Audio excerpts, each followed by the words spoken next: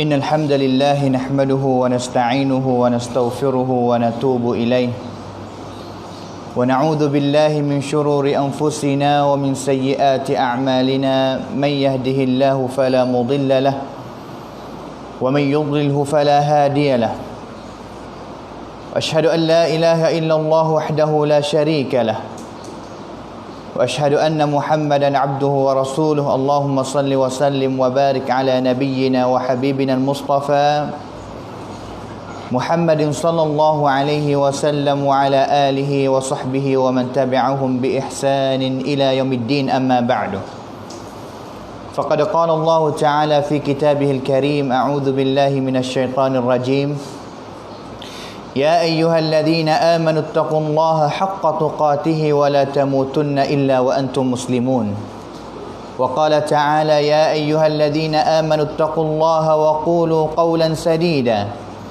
يصلح لكم أعمالكم ويغفر لكم ذنوبكم ومن يطع الله ورسوله فقد فاز فوزا عظيما أما بعد فإن أصدق الحديث كتاب الله وخير الهدي هدي نبينا محمد صلى الله عليه وسلم وشر الأمور محدثاتها وكل محدثة بدعة وكل بدعة ضلالة وكل ضلالة في النار.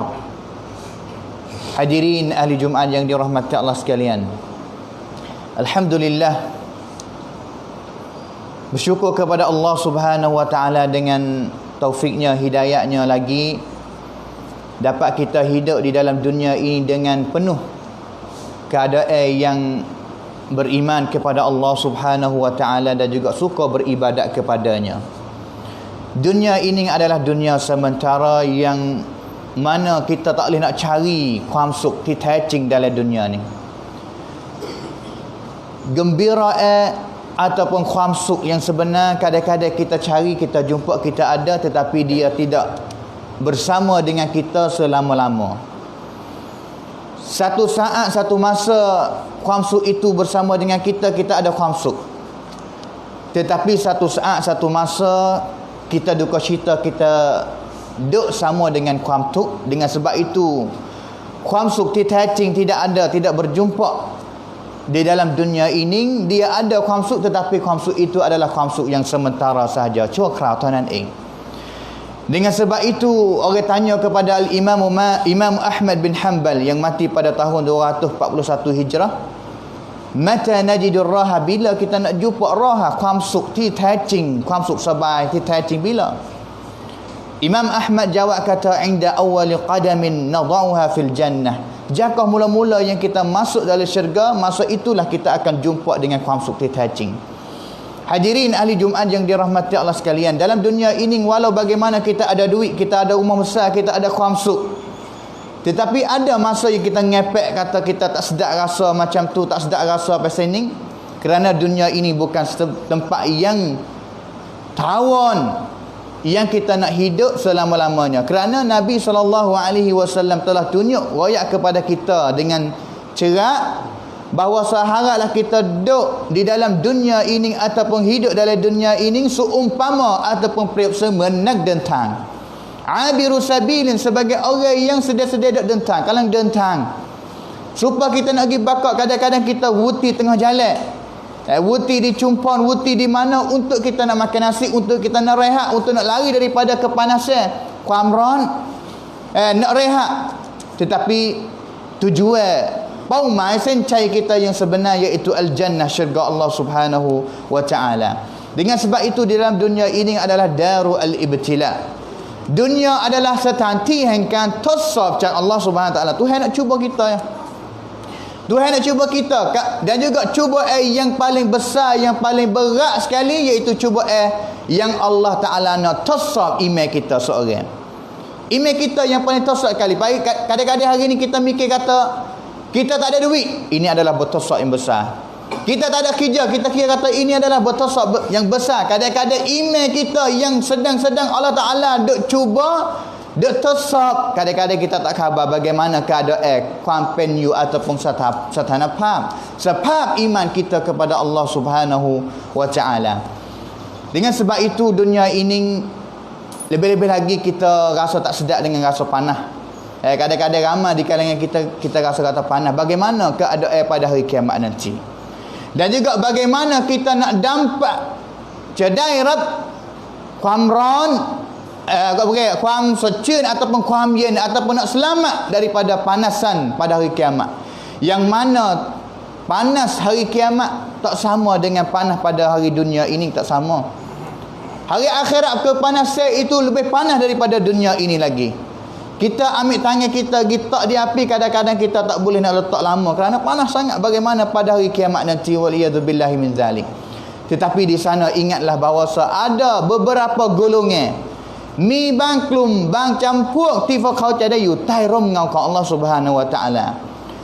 Pada hari yang tidak ada tai rom ngau mana-mana yang boleh nak menahan ataupun pokpong dia selamat daripada panah pada hari kiamat, melainkan tuduhan ataupun rom ngau ka Allah Subhanahu wa taala. Sebenarnya golongan ataupun campur yang mereka boleh nak duduk pada hari kiamat nanti di bawah tai rom ngau ka Allah taala tu ramai.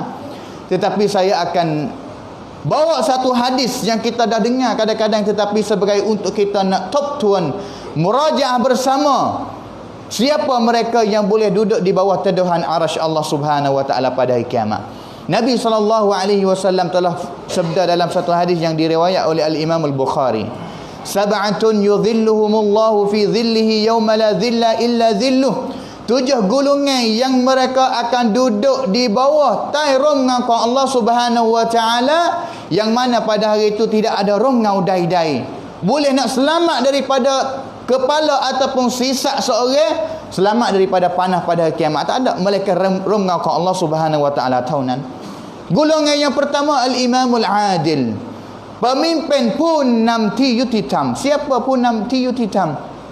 Mereka adalah golongan orang yang jadi pemimpin punam, tetapi dia turut, dia ambil semua perintah Allah Subhanahu wa taala mari guna dalam pimpinan dia ataupun kan berihan kan punam kau ni dunia ni.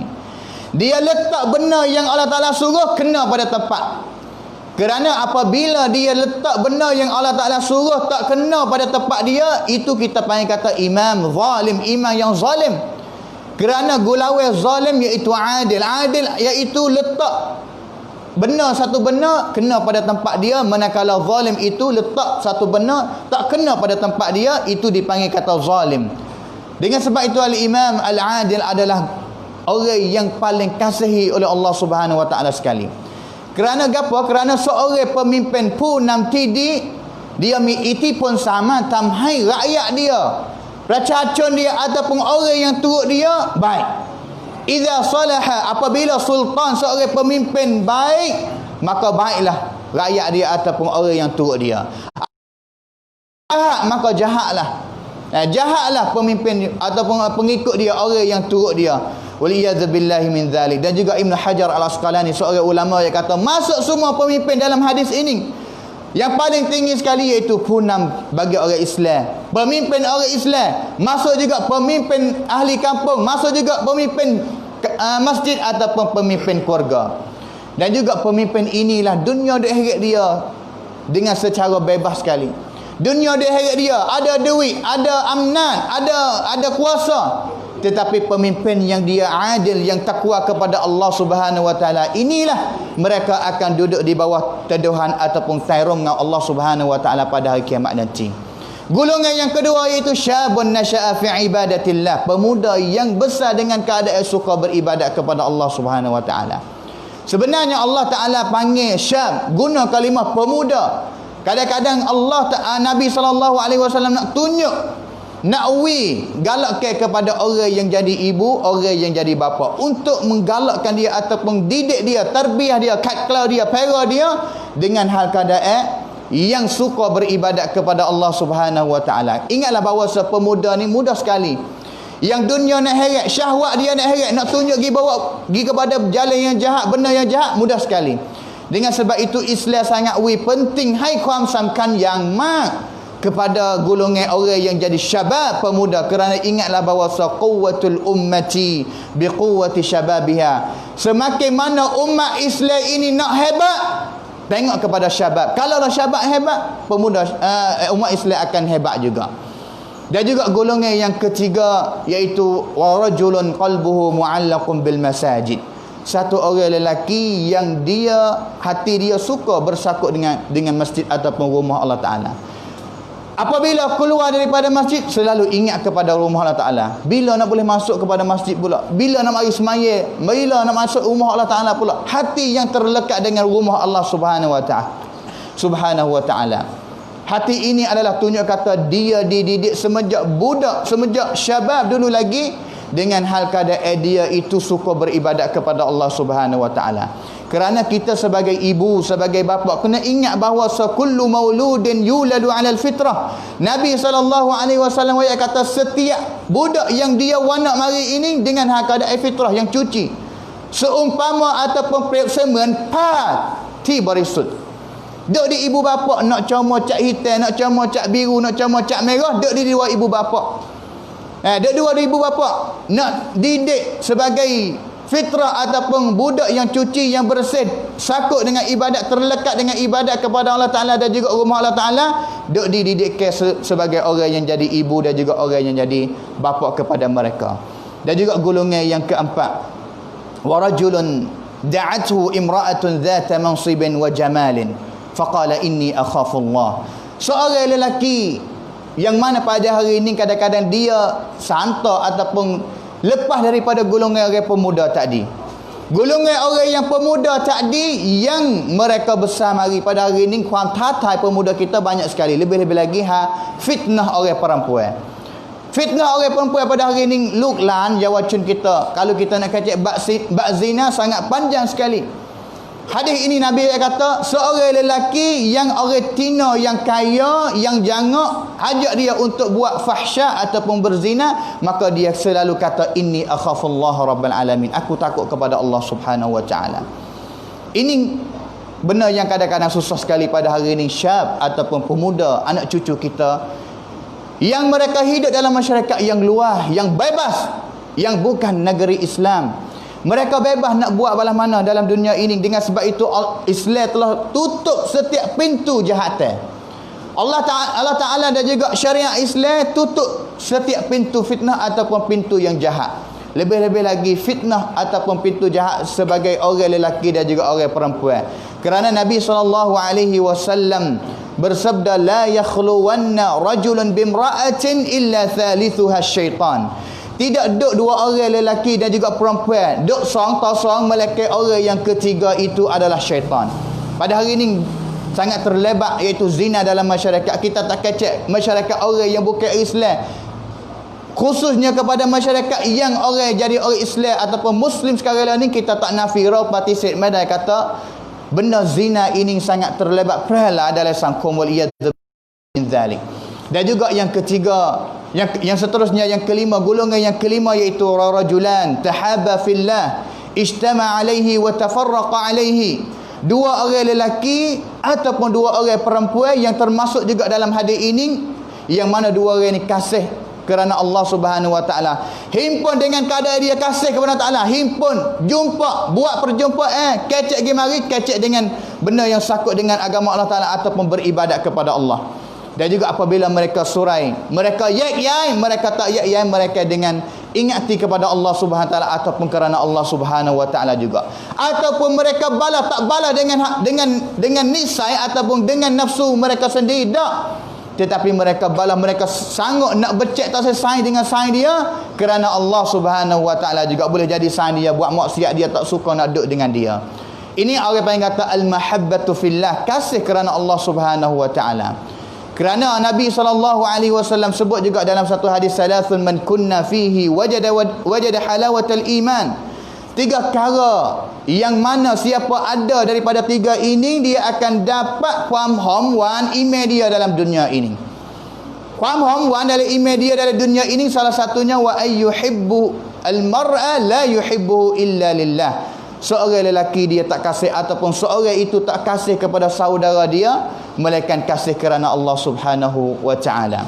Dan juga golongan yang keenam, conklum contihok yang dia boleh duk tarung dengan Allah Taala pada hari kiamat, iaitu warajulun tasaddaqa bi sadaqatin fa akhfaha hatta la ta'lama shimaluhu ma tunfiqu yaminuh. Seorang lelaki yang dia sedekah, dia infak, dia beri cakcan kerana Allah Subhanahu wa taala dengan secara nusuk, tak orang nampak, sehingga akhir sekali tangan kanan yang dia infak, dia sedekah, tangan kiri dia tak tahu berapa banyak yang dia sedekah kerana Allah Subhanahu wa taala.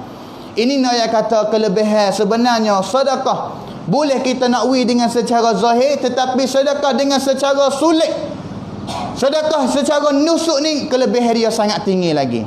Kerana Nabi SAW sebut dalam satu hadis yang diriwayatkan oleh Al-Imam At-Tabarani, adalah hadis yang hasan, sadaqatus sirri tudfi'u ghadabar rabbi. Sedekah dengan secara nusuk-nusuk boleh nak seyuk kuam kriuk-kriuk marah Allah Subhanahu wa taala. Kita sedekah dengan secara sulit boleh nak mampu ataupun dap kuam kriuk-kriuk marah Allah Taala. Allah Taala marah kita nak kedak. Siapa yang nak kepada kemarahan Allah SWT? Tak ada pian nak. Tetapi dengan satu cara yang boleh kita nak memadamkan keberkaan ataupun kuam kriuk Allah Subhanahu wa taala dengan kita infak, sedekah dengan secara yang nusuk. Satu kali Zainul Abidin, nama dia Ali bin Husain bin Ali bin Abi Talib, sebagai cucu kepada Ali bin Abi Talib, Nabi SAW. Dia adalah orang yang tajir, orang yang kaya, orang yang peniaga. Ada mamalik, ada tad sebanyak 100 orang lebih. Dia ada tad, dia adalah nak turukit yang hebat. Cicit Nabi SAW satu hari dia mati. Dan juga orang yang mani dia, tengok belakang dia ada rongroy bekas dia ni akik benar-benar yang berat. Semasa orang mani mayat dia, orang yang mani dia tengok belakang dia, nampak kata ada rongroy kongkan yok kong tinak. Dan juga bukan akik sehari 2 hari dak. Tunjuk kata rongroy ni boleh ada duk akik acak tiap kali sama-sama supaya kita orang yang kerja akik kayu, buat kayu, tangi bekas-bekas dia ada rongroy bekas dia buat kerja. Sehingga dia mani sudah dan juga ambil gitannya di kubur.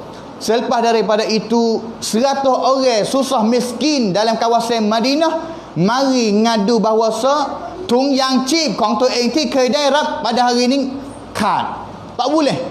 Sebelum daripada ni tung yang cip 100 orang miskin fakir susah ini setiap malam dia jumpa tung yang cip yang duk letak di depan pintu rumah mereka. Tubik buka pintu jumpa tung yang cip.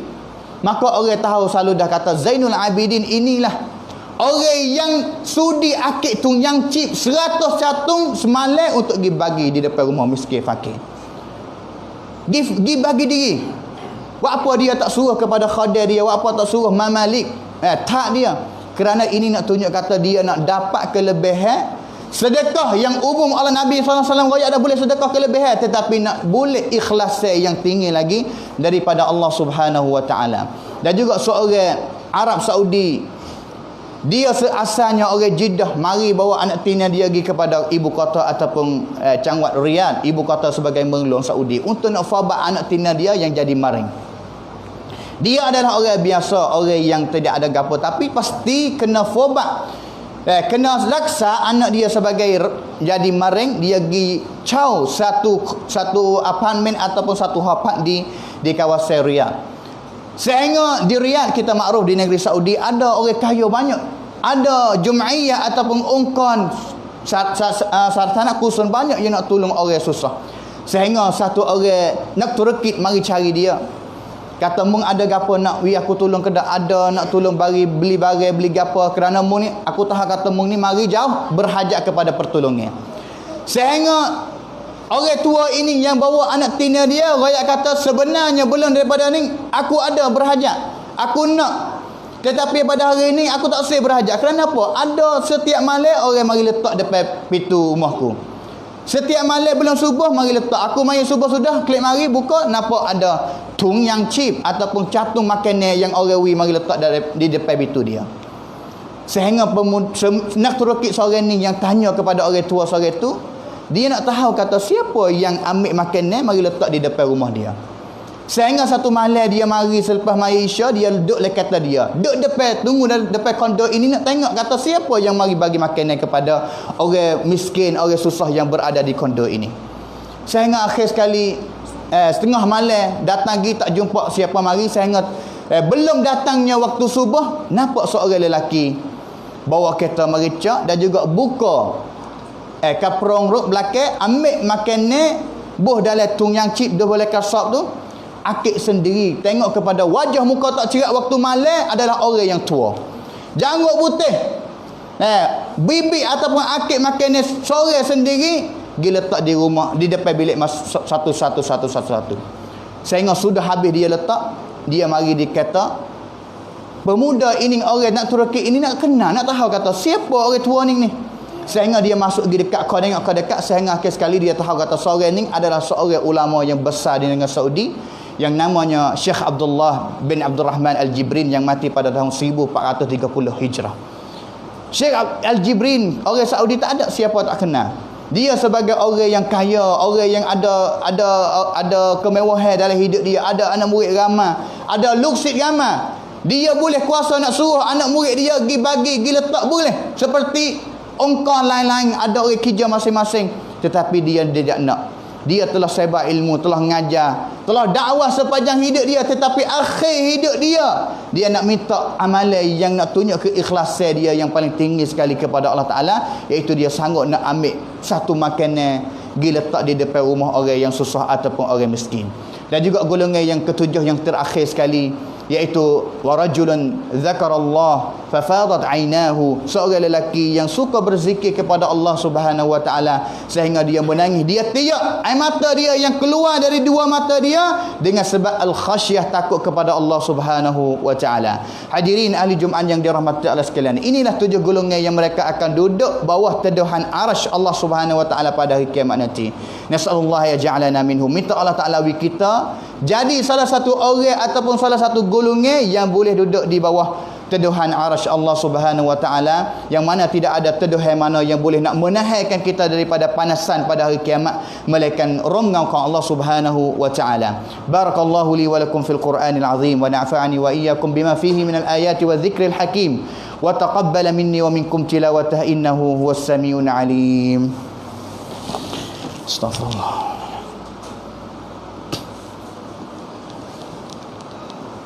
الحمد لله الذي هدانا لهذا وما كنا لنهتدي لولا أن هدانا الله وأشهد أن لا إله إلا الله وحده لا شريك له وأشهد أن محمدا عبده ورسوله اللهم صل وسلم وبارك على نبينا وحبيبنا المصطفى محمد صلى الله عليه وسلم وعلى آله وصحبه ومن تبعهم بإحسان إلى يوم الدين.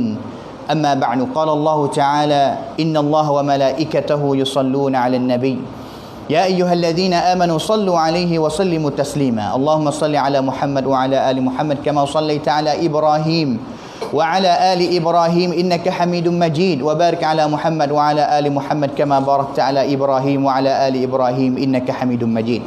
وارض الله عن الخلفاء الراشدين أبي بكر وعمر وعثمان وعلي وأن الصحابة أجمعين. اللهم اغفر للمسلمين والمسلمات والمؤمنين والمؤمنات الأحياء منهم والأموات. اللهم أعز الإسلام والمسلمين وأذل الشرك والمشركين ودمر أعداءك أعداء الدين وانصر عبادك المؤمنين. اللهم طهر قلوبنا من النفاق وأعمالنا من الرياء وألسنتنا من الكذب وأعيننا من الخيانة إنك تعلم خائنة الأعين وما تخفي الصدور. اللهم ارفع عنا البلاء والوباء والكورونا. اللهم إنا نعوذ بك من البرص والجنون والجذام ومن سيء الأسقام يا أرحم الراحمين. ربنا ظلمنا أنفسنا وإن لم تغفر لنا وترحمنا لنكونن من الخاسرين. ربنا هب لنا من أزواجنا وذرياتنا قرة أعين واجعلنا للمتقين إماما. ربنا آتنا في الدنيا حسنة وفي الآخرة حسنة وقنا عذاب النار وقنا عذاب النار وقنا عذاب النار. عباد الله، إن الله يأمركم بالعدل والإحسان وإيتاء ذي القربى وينهى عن الفحشاء والمنكر والبغي يعظكم لعلكم تذكرون. فاذكروا الله يذكركم واشكروه على نعمه يزدكم ولذكر الله أكبر والله يعلم ما تصنعون. أقيموا الصلاة.